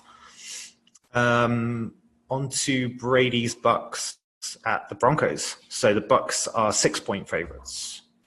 I thought you said Brady's butt. Brady. No, I didn't. I've gone all flustered now. Yeah, it'll take him hours to get his get his focus back. Yeah, Eddie, kick us off whilst I try and. Broncos look terrible. The Bucks still haven't really kicked into high gear yet, but I think even though I don't think they're going to be amazing at any point this year, I think they'll be good enough to win this game quite easily, and I think they cover the spread. I think, as the weeks go by, Brady and this offense are going to look better and better, and I just think this will be a slight improvement on week 2, and that will be too good for the Broncos. Yeah, Drew Lock is below average QB, and he's out. So if your below average QB is out, it's not looking good. And Cortland Sutton is their best wide receiver, and he's out too. So you have basically no offense against a Bucs team that's going to at least put up 24. So I don't think the Broncos can score, more than a touchdown or two. So I'll take the Bucs to win and the Bucs with the points. All right. You'll laugh. I'm actually going with the Broncos here. I think it's less to do with the Broncos and it's more to do with the Bucs. I just think after the 2 games, I still think Brady's offense is still working out kinks. I still think they're working out stuff. But I also think the Bucs defense is doing exactly that as well. And I think they're going to have good weeks and I think they're going to have bad weeks, but eventually they will come good nearer the kind of second half of the season. And I think everything will click. So I think the Broncos have got them at a good time. And I'm just going to go with the Broncos here. I think the 6 spread is kind of nice as well. So I'm going with the Broncos mainly because, like I said, I still think the Bucs are sorting themselves out, but in both senses of offense and defense. So, yeah, there we go. That's probably my more. Yeah, I'd probably say that one's more bold than the Bengals. for sure. So, yeah. And then we're on to two really good games now, aren't we? Packers at the Saints and Chiefs at the Ravens. So we could do these in tandem if you want, or speak about them individually, but you've got Saints are 3-point favorites at the Superdome at the Packers, and the Ravens are 3.5-point favorites against the Chiefs. Wait, are you sure the Saints are favorites? Yeah, 3 points. Wow, that's crazy to me. Yeah, you're right. I don't really understand that for a Saints team that hasn't looked good in either game they've played. I mean, I know they're 1-1, but that offense has looked, to use Eddie's terminology, frail. Maybe they just start clicking, but until that happens, as much as it pains me to take the Packers, I'm going to have to take the Packers here. It's just, they seem to be clicking. They're running up points. Aaron Jones is a savage right now. And maybe it's too early. As much as it pains me to say, it's too early to think that Breeze is done, but maybe what we saw in that NFC Championship game where he didn't look that great, maybe that's going to be the new norm, and we're not going to see those deep bombs that we're so used to seeing him throw every few series, things like that. So, yeah, I'm going to go Packers on this one, and obviously I'll take them with 3 points. Yeah, I mean, I think Drew Brees is done, but fortunately for him, he's going to see a familiar face in Aaron Rodgers, and that might remind him that he was once quite a good quarterback. And so I think, the Packers have been good so far, and they obviously convincingly beat the Lions last week, but that game was close for a while, and actually the Packers looked like they were in a little bit of trouble at moments in that first half. So even with Michael, it looks like Michael Thomas is still going to be out for this game, and obviously that's a big miss for the Saints. But I think they kind of get things back together, and it's tough, right? Because primetime Aaron Rodgers is always scary. His record in primetime games is like phenomenal. But I'm going to take the Saints to cover the spread. And I might regret it because maybe the Packers are one of the best teams in the league. I don't believe it quite yet. So I'm not going to take them to beat the Saints on the road. Wow. It's a little surprising from you. I am a man of mystery, and so you never know what I'm going to do next. Okay. I don't know. I wouldn't put you down as a man of mystery. That's why I'm so mysterious, because you don't even realize it. Fine. I have a question, though. This is probably the thing with the Superdome, right, is that a lot of people say that it really plays to the Saints. Like, the Saints play really well at the Superdome, and then you've got the Broncos with the kind of high stadium, etc. Like, is home field advantage really? I haven't seen many stats on this, so I don't know. I guess I'm just asking, maybe from a perspective. But what about the home field advantage for certain clubs? It feels like the Saints are one of those where home field advantage is a genuine thing. Well, they every are. once in a while, we've talked about this. Like, it's a huge stadium, and they're super loud and crazy, but they're not there, right? I mean, I think a big part of home field advantage is having the noise and the crowd. And without the crowd, I don't know, is it really a home field advantage anymore? Well, you also have to factor in with the Superdome. Every once in a while, they can do that really cool thing like the Romans used to do with the Colosseum, and they can just flood it and like treat it like do some naval battles there. So they have that going. There's not a lot of NFL stadiums you can do that with. No. But yeah, no. I mean, it's the crowd noise, right, and the difficulty communicating. And you've had Aaron Rodgers openly speak about the fact that that's really changed the dynamic. Like, he spoke about going week 1 and playing the Vikings, which is normally one of the louder stadiums in the league, and suddenly being able to communicate effectively with everyone on the field. Like, he could talk to a wide receiver, whereas normally he was struggling just to talk to his center. So, that's going to make a huge difference. And I think you've seen it so far in the season where definitely, where we talked about this going into week 2, there have been moments late in games. I think the Seattle-New England game was a really good example of that. There were moments when, like, New England was, like, driving down the field, for example, to try and win the game. I think that would have been a lot harder if you'd had, the Seattle 12th man making tons of noise and Cam Newton unable to really communicate with anyone else on the offense. Would have been a completely different prospect for them. And this one's similar. Like, Aaron Rodgers will feel comfortable. He'll be able to talk to everyone. He's going to draw some people offside with the hard count because he's probably the best in the league at doing that. So it's a miss. I mean, I think the Saints would probably be 6-point favorites if this was a packed Superdome. But I think 3 points is a fair adjustment based on the fact that they're kind of losing that home field advantage. Yeah. This interests me because obviously I was looking at that home field advantage thing as well. But you look at it, right? I think Green Bay have put up, 42 points in the last game? And then I think something similar in the first game. So clearly they score a lot. But you also look at the Saints defensively, and I think they got to Carr like 3 times, and I think in the previous one as well, defensively they did well. So I don't know. I don't like it when you've got Hall of Famers like Drew Brees and saying they're done. He was missing wide open receivers, etc. But I don't know. I really don't know about this one. So I'm probably going to massively regret it, but I think I want to go Saints. I like the idea of Breeze bouncing back. I'm going to regret it. I know I'm going to regret it, but I like the idea of him bouncing back. So I'm going to go Saints and cover the spread. I can't. I don't think I could pick like the Saints to win, but not cover 3. I think that's such a small margin. It's a pretty bold. Try and thread the needle like that. It's to have 1 or 2 basically. It's crazy. So you've got to say that they cover 3 if they're winning. So that's the only reason I'm going with that. So, and then last but most definitely not least, Chiefs at the Ravens, and Ravens 3.5-point favorites. This is a great matchup. I mean, the only thing that disappoints me is it's a little early in the season, and you're seeing the Chiefs, I don't think are up to 100% yet, whether that they're just kind of working into it with their offense or not.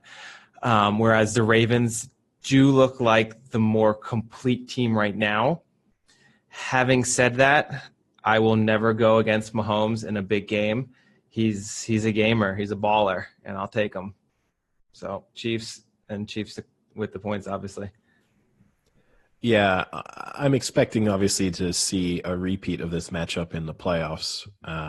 And when it comes to playoff time, I will be taking Mahomes and the Chiefs. But in this game, I just haven't liked what I've seen from the Chiefs all that much so far. And so, whereas the Ravens have done everything that they can do to be as impressive as you can be through 2 games. And so I'm taking the Ravens in this one. It's okay, Eddie. The Chiefs don't like what they've seen in you either, so it's mutual. Well, starting QB for the 49ers. Yeah, I got a few reps. But and I think the Chiefs are the better team. So it's hard for me in a sense to pick against that because they could easily click into, good form either before this game or during this game. But until I really see them hit those heights against arguably the second or third best team in the league, I'm taking the Ravens. Okay. Legitimately, you could see the way the Ravens are playing right now. I think you could legitimately see them going like 16-0 at the moment. I think the ground game is so good and Lamar Jackson's so good as well. And exactly the same reason as Eddie just said, I just think fundamentally at the moment they are better than the Chiefs. I expect that to be way more even, if not the other way around, when they do probably inevitably meet in the playoffs. But at the moment, I think the Ravens are just the better all-round package. I'm taking the Ravens, and I think they'll cover that 3.5. It's also worth pointing out the Chiefs could not stop the run in week 2 against the Chargers. So if you can't stop the Chargers running game, I don't know how you're going to stop the Ravens running game. So, that's another reason that this is maybe not the right time for the matchup, and also maybe not a great matchup for the Chiefs right now. Okay. So if you can remember, what would be your... You forgot a game. Week? Did I? Yeah, I forgot Cowboys Seahawks, didn't you? Or is my CTE kicking in? No, I did. No, yeah, good spot. All right. Your CTE might be kicking in. It's unrelated. Cowboys at the Seahawks. So you got Seahawks 4.5-point favorites. Yeah, so Troy Aikman, he's a great QB. Emmitt Smith running the ball well. So I'm going to take the Cowboys over the Seahawks. Yeah, talking about Troy Aikman, I know we talked about Baker Mayfield waking up feeling dangerous again. I did like Troy Aikman's comment during the Thursday Night Football game last week when they were speaking about that. And Troy Aikman made the comment, he was asked, like, how often do you wake up feeling dangerous? And he says, I wake up feeling dangerous every morning. I just don't have anything to do with it. No, but seriously, I mean, Tony Romo looks great. So I think the Cowboys offense is clicking. Okay, we're gonna do how many times we're gonna do this joke? Yeah. So you think Cowboys and they're covering 4.5? Yeah. Are you sure though? Are you sure though that Tony Romo's not gonna like fumble the snap? Maybe on a field goal attempt or something. That might come into play here in a game against the Seahawks. That is true. I forgot all about that. That was the Seahawks. No, but I mean, I'm going to stick with Russell Wilson. He's a savage right now. -5 is not that much considering I don't believe the Cowboys are a very good team. They should have lost against the Falcons. Eddie is happy to know that they did not lose, but wait, they didn't lose? No, you can step off the ledge. Oh my God, I need to check on a few things.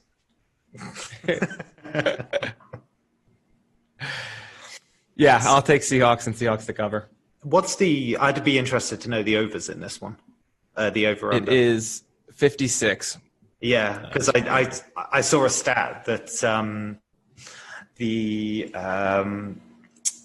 Cowboys lead the NFL at the moment with 49 offensive plays over 10 yards, and the Seahawks lead the NFL with allowing 47 plays of 10 yards. So completely high scoring. I think people are going to be scoring quickly. They're going to be throwing quickly as well. But on the logic, I'm still going with the Seahawks and Wilson. I just think Wilson is an absolute beast at the moment. And I can't see the Cowboys doing anything like they did against the Falcons, mainly because they're not playing the Falcons. So I'm going with the Seahawks. I've gone with them every week as well. So that always helps, Sam. Yeah, it does, wouldn't it? Yeah. I think the Cowboys are so depleted defensively. We talked about the Niners injury problems. The Cowboys might even be worse off just because they don't have the same level of depth in some areas. So I think when you look at how they've been hurt in the linebacker department, and then you imagine that you're going to try and stop Russell Wilson, the Seahawks running game, and the weapons that they have around him at wide receiver, I just can't see it happening. So I'm taking the Seahawks to win and to cover the spread. And now I think we've done all the NFL. So what's everyone's kind of like nab? What's your best bet out of all of that? Well, I guess it's worth saying because obviously week one, Frank, you're better the week one at 4-1. Sam, week one, you're better the week one at sort of around 2-1. Yeah, in that 2.5. It's somewhere around there, wasn't it? Yeah, my bet of the week lost week one because of the Niners. My bet of the week for week 2 won. Sam's bet of the week for week 2 also won. Frank, unfortunately, your bet of the week didn't come in. You were a little bit unlucky in that picking Timo Werner to score and Chelsea going down to 10 men 40 minutes into it, and then also Timo Werner not taking the penalty that he won.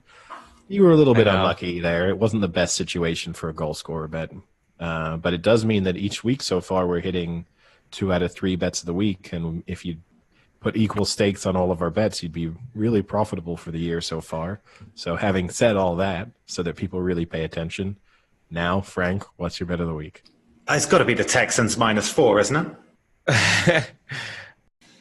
Yeah, I'm not going to do -4, but I'll give you a treble of all underdogs. Give me Texans, Packers, Chiefs. Just to let you know, Texans -4, you get a shade under 3-1. Not bad. That- You are that's- getting That's pretty good as an outright. that treble is returning 17.17. Love it. That's a bold bet of the week. Okay. Eddie? All right, I'm going for another fivefold here. I'm pushing the acceptable limits of an accumulator / parlay as a tipped bet of the week, but I'm going for it. And I'm combining all these are just money line. Niners, Falcons, Eagles, Browns, and Colts. And that pays 5.35. Eddie, why take 5 teams? We can just take 3 teams like me and get a better payout. Well, we'll see which one wins. Probably neither one, but we'll see. And I do have, I will say, I'll save it for towards the end, but I do have another bet of the week that pays 7-2. That's my real bet of the week, but it's not football related, and I will save that. Wait. So this isn't the bet of the week we're doing now? No, this is my solid bet of the week that's probably going to interest people, but I have a different bet of the week that I'll save for the end. A little bit of a teaser here, so people get to listen to the next 40 minutes. And that's going to be my maybe more solid bet of the week in many respects. It's just a single at 7-2, but I'll save that for a little bit. Okay. Have you got the odds up at the moment that you could maybe find me? Because I want to tease one of the lines. Okay. I want to tease the Titan line to about 7, like maybe 6.5, 7, 7.5, somewhere around there. Okay, so you want Titans -6.5 points? Yeah. That's 2.55. 2.55. All right, I want that. And I'm going to hate this for my bet of the week, but I think the Colts at that 11.5 is a really attractive offering. So I want to put the Titans -6.5 tease line with the Colts -11.5. So that's going to be what, 2.5 with a 10 to 11? 4.86. Yeah, I like that. Oh, you like that? What are you, Kirk Cousins now? Inject into my veins. All right, there we go. Week 3. Interesting week 3. Lots of close games. Yeah, it's a good week. It's a good week to be watching the NFL. You're gonna have, and especially because I think the Bills are an early game, so that's a really nice early game to be able to watch. Bills, Rams, and then you have some decent afternoon games with, I guess, Cowboys Seahawks would be the best one in the afternoon games. You have the 2-0 Cardinals, and you have the Bucks in a must-win kind of against the shitty team, and then you have a good night game, and then a good Monday night game. So, yeah, good week. Yeah. Look forward to it. So, what else do we have on the agenda? Well, I've got 2 interesting matches in the Premier League this weekend. 2 fairly important ones. It's going to be an interesting test for the 2, expected title challengers. So you have City at home to Leicester, and you have Liverpool playing Arsenal. And, that's kind of, we all predicted Leicester and Arsenal to be in the sort of 5th, 6th, 7th range. So it's an interesting test of the top 2 against those teams sort of fighting for European places / trying to make it into the top 4. So an interesting, obviously Liverpool coming off the back of beating, both of them in a sense passed quite difficult tests last week. City and beating Wolves away, and Liverpool and beating Chelsea. And now we'll see if they can follow that up with 2 good results. If they both win, you'd say both of them will be very pleased with their starts to this season. Yeah. You're forgetting Liverpool's win tonight against Lincoln. Obviously set them up really well. Huge, yeah. And City beat Bournemouth. So those were, yeah. Maybe their most difficult tests so far, really. Yeah. it's Carabao Cup's obviously massive. I think it sets up Liverpool-Arsenal tie in that as well for the next round of the Carabao Cup because they beat Leicester. But they're two good games. But another game that interests me, not because it'll be a good game, is just to see how Man U react. They've got that awkward first game out, the 12:30 kickoffs. We know we all hate them because we always watch Celtic ruin ample amounts of bets by playing the early Saturday games. But it will be interesting to see what Man U do second game of the season. Again, Brighton, one of those teams that we probably will think is going to be around that kind of like 14th to 17th finish mark. Similar Crystal Palace, but we probably think they're going to be a bit better now. But Man U was so bad in that first game. It will be really interesting to see how they bounce back against a Brighton team. So it's an interesting first game, if not an exciting one. But I think Liverpool-Arsenal is the highlight, right? Yeah, I love those early 4:30 a.m. kickoffs for me. Those are great to get up and watch. The only other thing to say about United, I watched their Carabao Cup match on Tuesday or whenever it was. Solskjaer's body language on the touchline was so negative that he was just sort of sitting on the steps, looking vaguely suicidal for most of the match. Because he's in Luton. Yeah, it's true. That's justified. but yeah, no, that's not a great sign for them. I expect them to bounce back, but the Liverpool Arsenal one's the most interesting match. I was pissed. Wait, just real quick, going back to that United match for the cup. I was pissed because I wanted Mason Greenwood to score, but the match started before I could get it in, and then on my site, once the match starts, you can't do any of those player prop bets anymore. And of course, what does he do? He scores in like the 92nd minute, so it would have been a really nice victory for me, And of course, you're looking at it. I looked at the flash scores. I was like, oh, good, he didn't score. And then, of course, I checked the final, and I was like, oh, they had another goal, and of course, Mason Greenwood. But the Luton game's weird. Like Dean Henderson had his Man U debut as well, right? And he came off the pitch and he was basically saying how it was a magical debut because he actually played pretty well and made some pretty important saves. But that's pretty depressing, right? To be at Luton away and your goalkeeper coming out saying, I had a really good debut because I had to play really well and be focused because Luton were knocking at our door quite a lot. It was a bit of a worrying one, but as Eddie says as well, the thing with Man U and that team is there's a real momentum feel about them as well. They do feel like that team is when they're down, confidence is a little bit down, they'll continue to play badly. And last season it needed Bruno Fernandes to step up and change that, but now he's there and they're not looking like they're signing anyone at the moment. There's not really any rumours that are positive or attractive for where they need positions like a centre back. It's if they don't perform well against Brighton and get a win, you would start to see those heads just continue to sink, and it might be a really bad start for them. I got to be honest, I don't even know where Luton is in the UK. Most people don't. Yeah, it's kind of. Do you know where Watford is? Imagine just picture a map of England, and then try and picture the area of England you would care the least about, and wherever that is, that's where Luton's located. Yeah, it's like it's basically above London, probably about 30 miles out maybe of London, like north.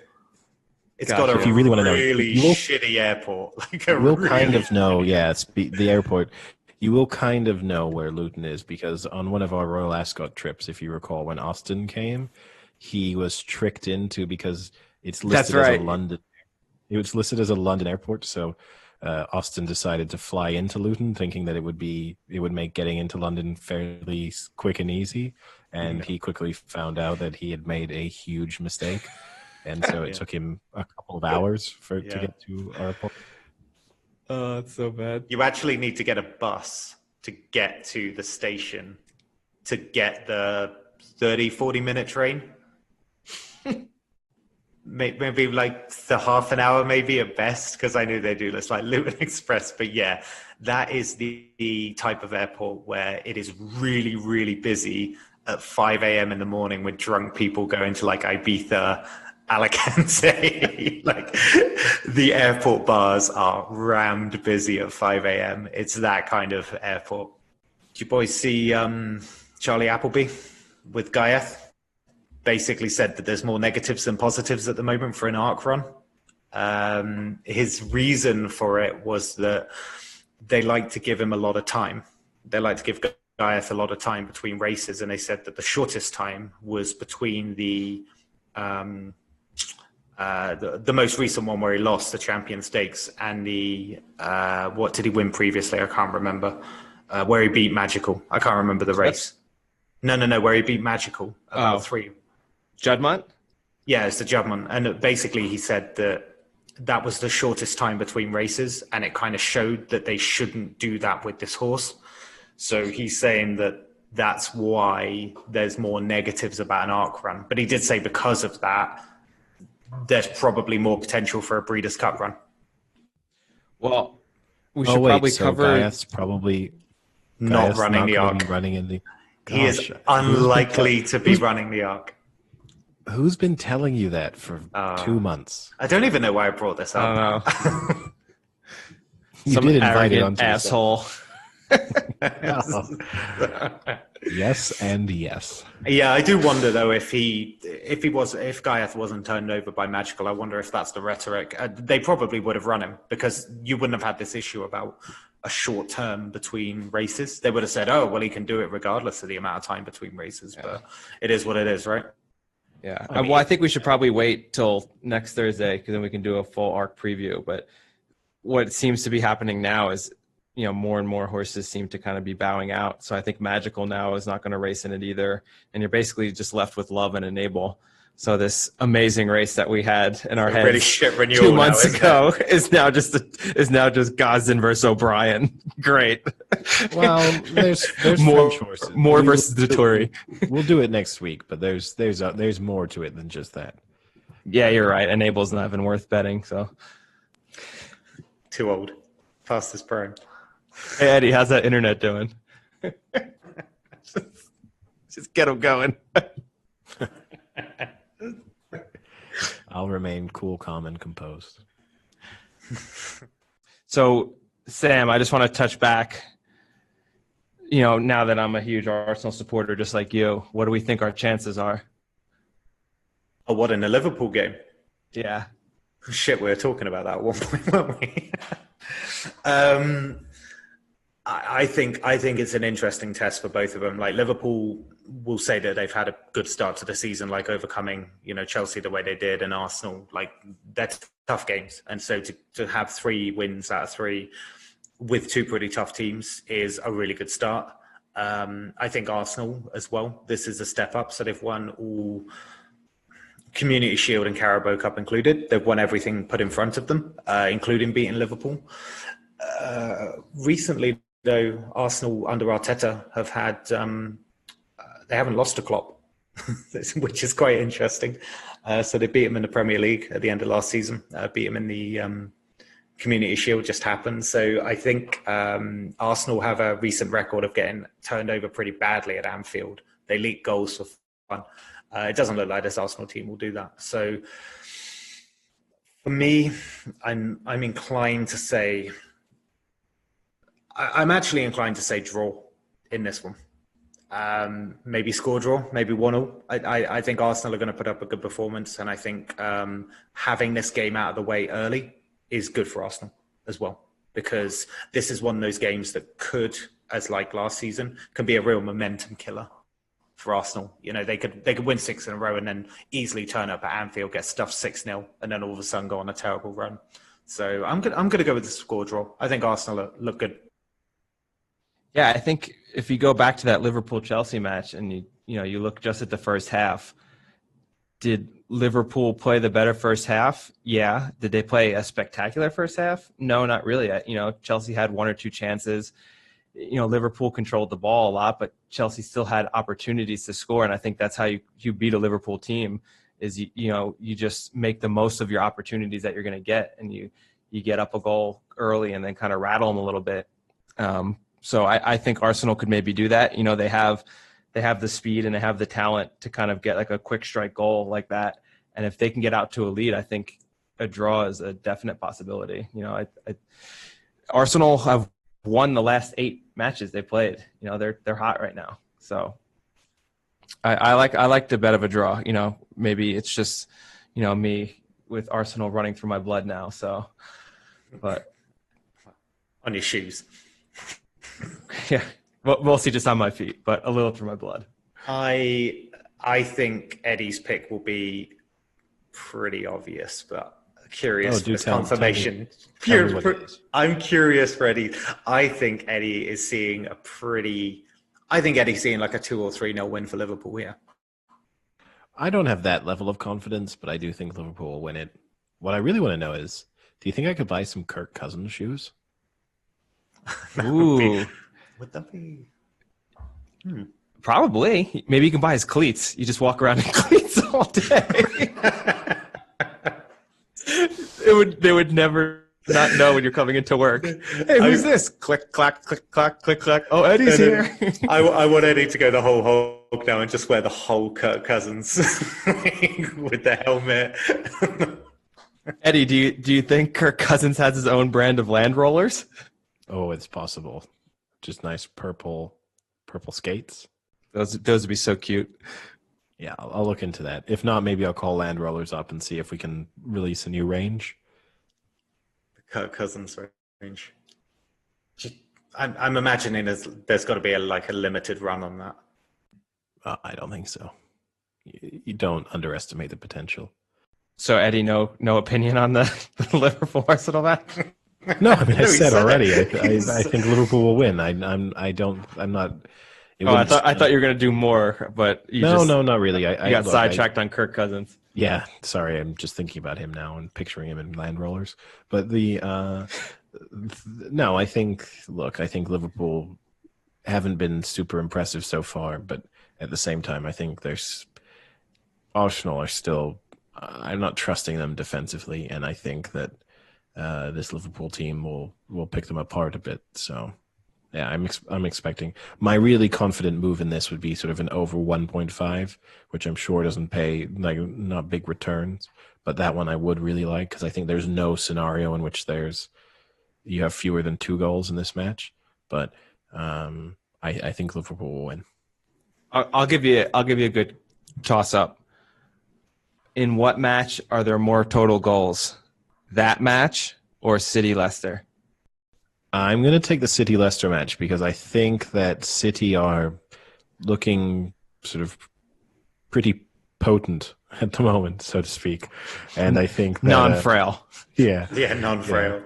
And I think that even though Leicester defensively are quite good, I think also you can count on City conceding because they just tend to concede. So I think in the City match, you're probably looking at least 3-1. So you'd be bold to then be predicting more than 4 goals in any other match. Yeah. I think that question. I think if you asked me 18 months ago, I'd probably say Liverpool-Arsenal because Liverpool would have smashed Arsenal and they have a good record of smashing Arsenal at Anfield as well. So I'd actually probably have gone with that. But Arsenal look a better outfit, and I think the Man City-Leicester game has a bigger capacity for goals. So I probably agree with Eddie. I think you could probably see maybe 3 or 4 in that game. Whereas Arsenal, I'd probably say a couple. So anything else on the minds, boys? Did you guys see the news about Wrexham? So, Frank, I don't know if you know about this, but there's a football team in the 5th tier of English football. So that is it's called the National League. It's kind of where English football straddles between kind of professional and non-professional, and it's kind of some teams in there are recent teams and they may not be professional. Some are, relatively speaking, fairly fallen giants. But it's come out today that Ryan Reynolds is interested in buying them. What a handsome fella! What's interesting about it is no one understands why. Him. Is he part of a consortium, or is it Ryan Reynolds trying to buy them? It's Ryan Reynolds, and I can't remember the actor's name from, what is it? It's like Always Sunny in Philadelphia, Rob Kennehay or something like that. I can't remember the actor's name, but there's two of them. And they have formed a consortium to buy Wrexham. And at the moment, Wrexham is actually owned by the fans. So it's the supporters trust. So they had a vote recently to continue talks. And it was funny. They were speaking with the manager. And they were basically saying, is this a good thing? Is, ownership like this a bit trivial, etc.? And he was like, well, Wrexham is one of the oldest clubs in the world. We've won like a European Cup. They beat Porto in a European Cup.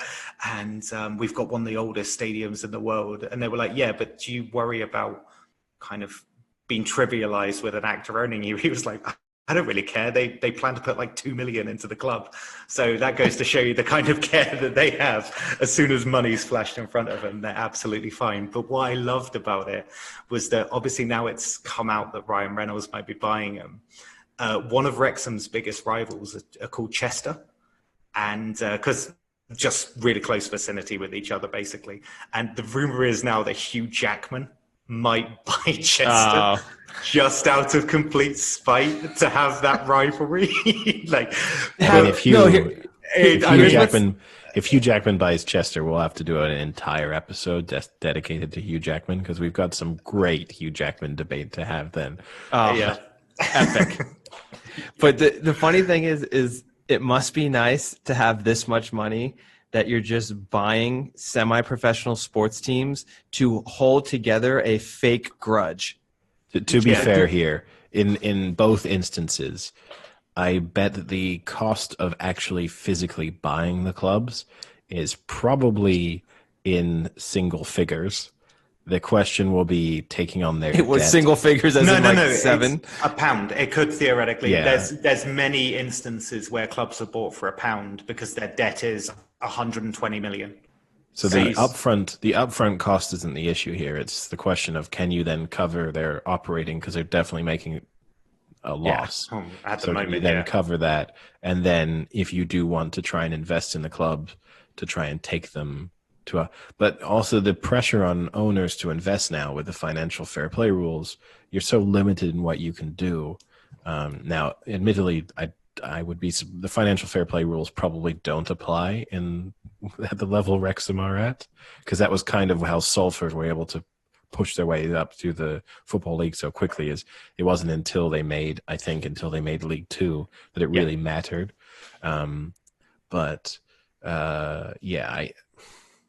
It's a fun venture. I obviously speak as a Blackburn Rovers supporter, and I've probably experienced the worst possible outcome of a owner takeover. I mean, not quite the worst, because obviously there've been a few clubs go under and stuff, but we've been as mismanaged as possible. So I'm always a little bit skeptical about someone buying it when they may not know exactly what they're doing.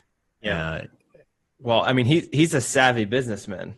I mean, he bought Mint Mobile, which is like a low budget mobile phone service company that apparently has turned the corner and is profitable now for him. And then he bought Aviation Gin, and he turned that back for a handsome profit. So what you're saying is he's identified Wrexham. Yeah, I was going to say, if we're calling him a savvy businessman and then saying he's thinking of buying Wrexham, then no. Eddie, maybe he knows something that we don't. Maybe he's seen it. Well, I've seen Wrexham because my dad's actually from really near to Wrexham. My uncle's a Wrexham supporter. So really? I'm very familiar with the area. My dad's from Malpas in Cheshire, which is just a border with Wrexham. So pretty familiar with the region. There's not a lot going for Wrexham, and I mean that in the kindest possible way. But the Wrexham are not going to be the next big thing in English/Welsh football. So, from an investment perspective, it's a loser. Now, hey, if you slap that Aviation Gin on their shirts, get some good sponsorship going. I mean, that could happen, right? That's ultimately one of the things that these people bring in, but. Look, I remember Venky's buying Blackburn, and a few weeks later seeing Akon holding a Blackburn Rovers shirt, and links to Ronaldinho, David Beckham, just about everyone, and playing in the Championship. So I'm not going to be too excited about Ryan Reynolds turnaround. Yeah, if I was Wrexham fans, I'd look at it as one of those clubs that they will lose interest and leave. And it goes on to like this wider discussion about ownership, because what was it recently, like Notts County, where they had like Sol Campbell, Sven-Göran Eriksson managing them. And then the money left and they basically collapsed as a club. You had the similar situation with Wigan, where they were just so poorly mismanaged by that, like a Thai owner, I think, who basically had no care in football, basically put them in administration within about 2 days of the buyout.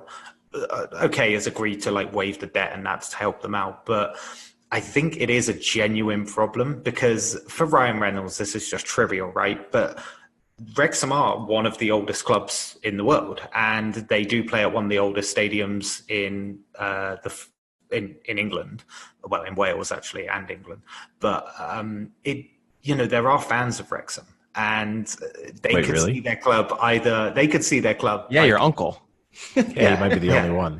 Yeah, there is a fan of Wrexham, and you have 1 degree of freedom of knowing one. but you could see your club torn apart by this, because as soon as they lose interest, they're out, and you've got a massive debt black hole. You can't sustain yourself. You're done. Just to finish my uncle's story, my uncle is undoubtedly the only Wrexham / Green Bay Packers fan in the world. That much can be said about him. Oh, did I meet him? Yeah, you met him at the wedding, yeah. Yeah, I remember him being a Packers fan. Yeah. So he didn't lead with the Wrexham part? Well, no, because Frank was American, and he told the story about how when he was a kid, he used to tune into the American service radio to listen to sports, and because the Packers were obviously, one of the more popular teams, they almost always had the Packers game on, so that's how he became a Packers fan. It's a good story. 60s / 70s. That was the second best link to America story I got, because obviously being the only American at the party, everyone would kind of have their oh, you're American? Well, this is my American story.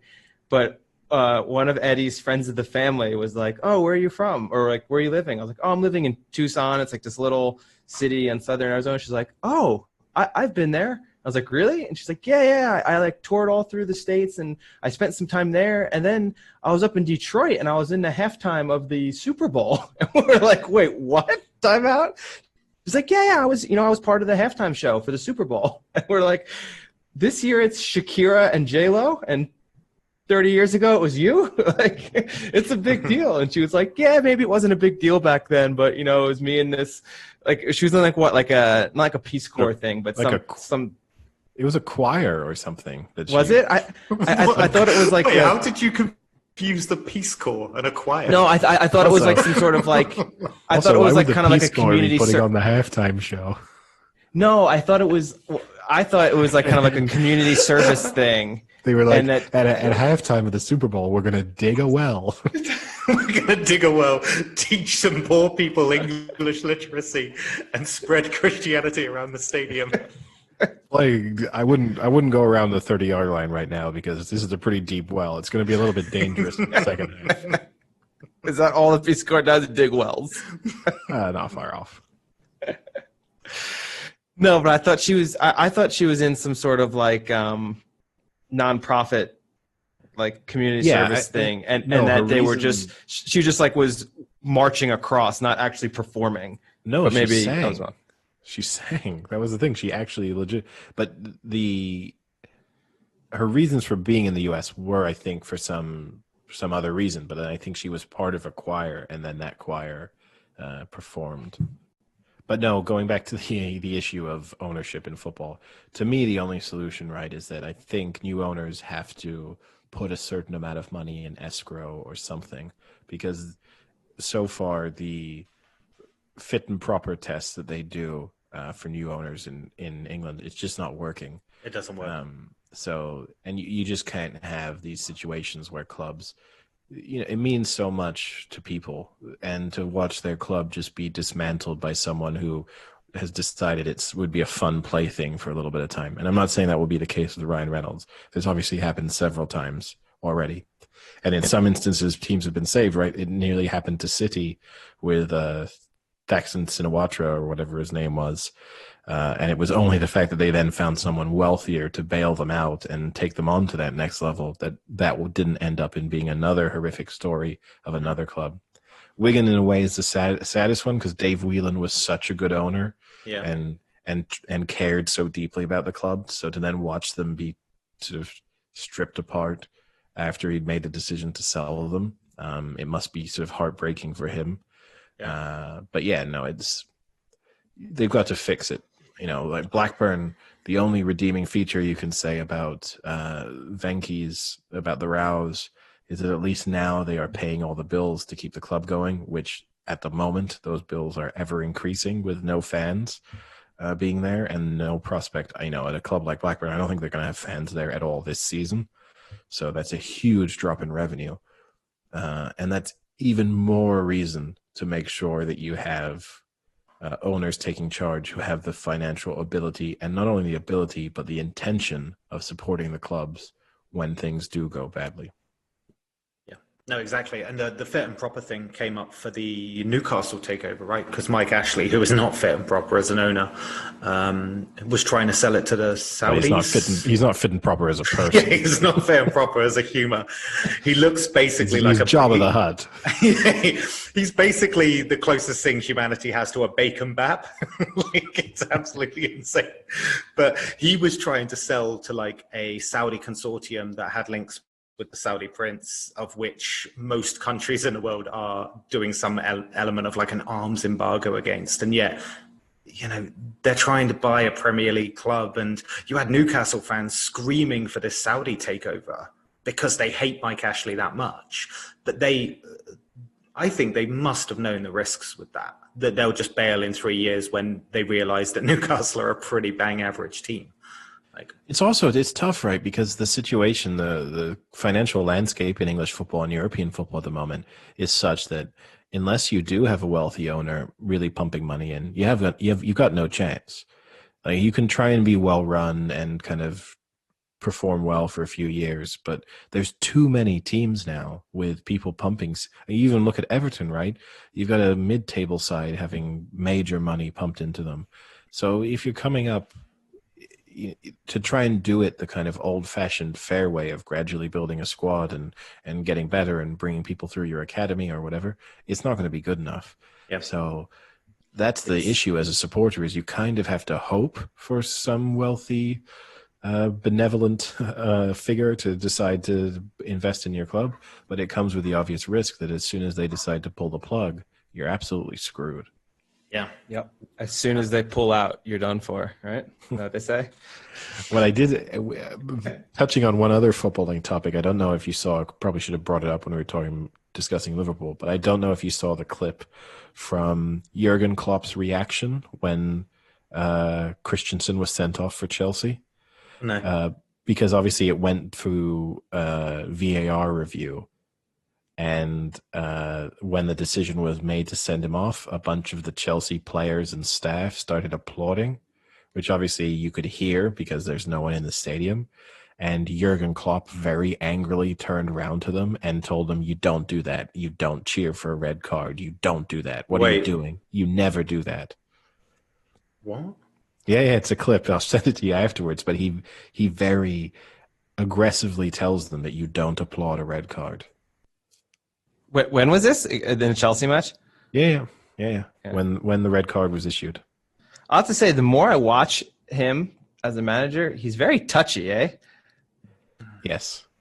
Yeah. Very touchy. Like, if I were a player, like, it's borderline uncomfortable. He's giving back massages and stuff, like warming up the shoulders. That's true in general. I've been watching more. I didn't complete the whole Amazon sort of documentary series about Spurs, but I've been watching more of it like recently. And even you see with Jose Mourinho, like, he's very touchy with players. It just runs in football that, like, it's what you do. Oh, okay. You just sexually harass the team. Yeah. They're basically like gymnasts okay without being gay. That's essentially. Now, obviously I've been very negative about Eric Dyer throughout this podcast. What was interesting in watching the Amazon series is One person who is not negative about Eric Dyer is Jose Mourinho. He is very complimentary of him at every moment. Now, I think he might be a little bit swayed by the fact that Eric Dyer speaks fluent Portuguese, so they communicate with each other in Portuguese, which is kind of an interesting thing to see. But he does compliment him on the fact that he's the only Spurs player who actually has any fight in him on the pitch, and that the rest of them are all just too friendly. And how he's got really strong, broad shoulders. Yeah, and then he just rips into Dele Alli constantly. I mean, Spurs again. Did you see Mourinho tonight in the game against a team genuinely I can't pronounce? But Mourinho at the start of the game was basically screaming at the officials because he thought that the goalposts were too small. Maybe he's right. You've got these amazing pictures of him basically just like full on arms out, like screaming at the referee, and they still left it late tonight. I mean, they're 1-1 to the 70th minute. And yeah. They are, I mean, going back to your point, Eddie, about kind of money getting spent into mid-table teams, they are one season away of not spending again from potentially dropping out of the top 10. Like, it's getting kind of congested below them. That might be a bit dramatic just from the perspective that in order for them to drop out of the top 10, they'd have to sell some of their better players. And at least from the time when they sold Gareth Bale, that is a moment when they would reinvest. So you would know that, okay, if they sell Harry Kane for whatever it is, say 80 million, 90 million, whatever amount he goes for at that time, they're going to reinvest that sum of money into their squad. Now, what you would also have to say, given everything we've just spoken about, the Spurs approach is admirable. They run Spurs like a proper business. And if you're a Spurs supporter, you at least know that whilst they might not win the league anytime soon, they're also not going bust anytime soon.